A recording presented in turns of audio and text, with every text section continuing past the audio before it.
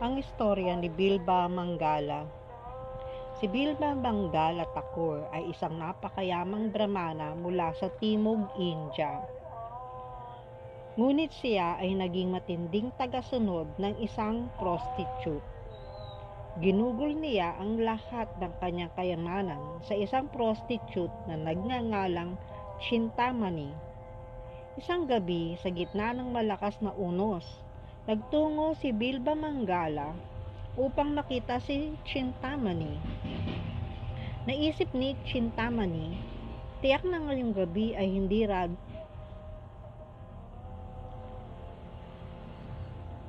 darating si Bilba. Tiyak na ngayong gabi ay hindi darating si Bilba Mangala. Napakasama ng panahon. Ngunit sa kabila ng lahat ng panganib, dumating pa rin si Bilba Mangala. Tumawid siya sa nagngangalit na ilog at nang makita niyang nakasara ang mga tarangkahan ng bahay ni Chintamani, ay nagawang talunin ang mga iyon. Sa kabila ng panganib, nakarating siya sa bahay ng prostitute. Namangha si Chintamani at nagsabi, "Paano nakarating ka ngayong gabi? O lubha kang nahumaling sa balat na ito?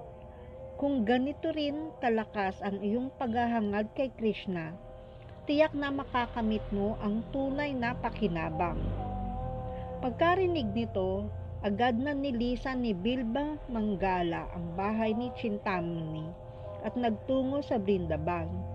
Sa katunayan, sa kanyang nakaraang buhay ay umabot na siya sa antas ng Baba Bhakti o malalim na pag-ibig na devosyonal sa paglilingkod sa Diyos.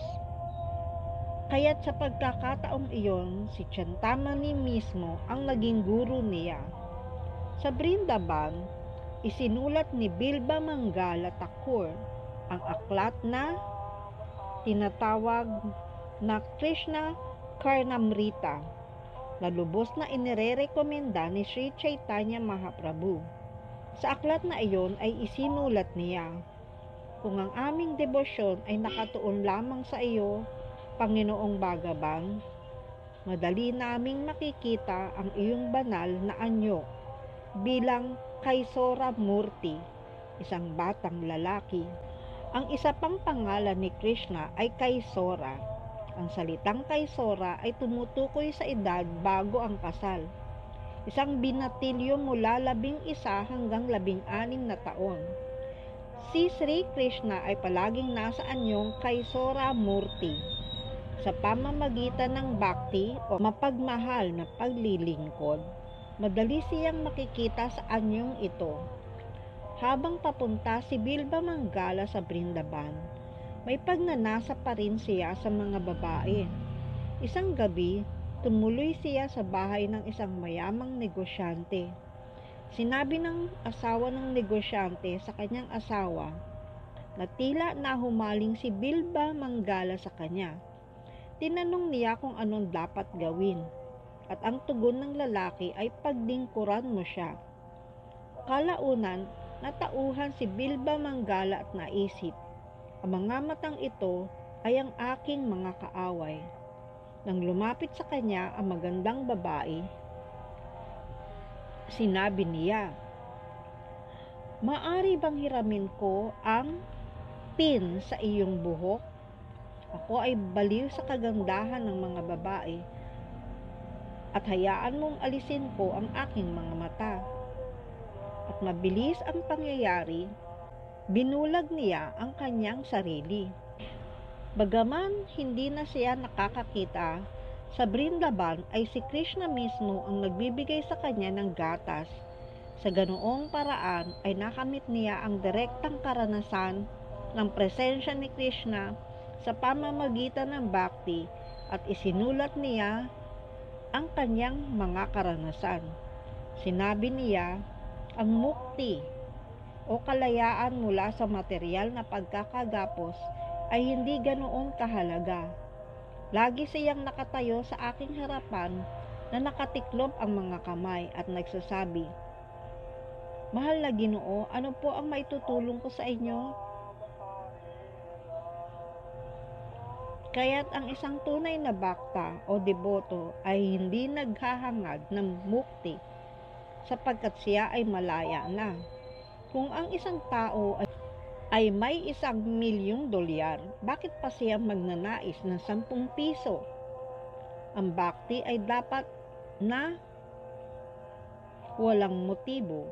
Sa katunayan, kayang ibigay ni Krishna ang anumang naisin natin sapagkat siya ay makapangyarihan at luspos ng kasaganahan. Kung nais natin ang material na kaligayahan, madali niya itong maibibigay. Maari rin niyang ipagkaloob ang mukti. Ngunit kahangalan na humingi ng anumang kay Krishna maliban sa bhakti. Si Srila Bhaktisiddhanta Sarasvati Thakur ay madalas magsabi, ang paghingi kay Diyos ng mukti o ng mga material na bagay sa halip na bhakti ay parang pagpunta sa bahay ng isang napakayamang tao at paghingi ng abo. May isa pang kwento, isang matandang babae ang may pasan na bigkis ng mga tuyong kahoy sa kagubatan. Sa di inaasahan, nalaglag ang bigkis at siya ay nabigatan.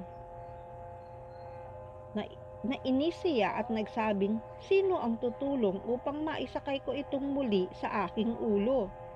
Tumawag siya sa Diyos, O Diyos, tulungan mo po ako. Biglang nagpakita ang Diyos at nagsabing, ano ang gusto mo? Ang sabi ng babae, pakilagay po muli itong bigkis sa aking ulo. Ganito rin tayo kadalas. Kapag dumating ang Diyos upang pagpalain tayo, humihingi lamang tayo ng mga material na pasanin. Isang masayang pamilya, maraming pera, bagong sasakyan at iba pa. Sa halip na humingi ng pagmamahal at paglilingkod sa Kanya, hinihiling pa nating ibalik ang bigkis o pagkakatali ng ating makamundong buhay. Haribol.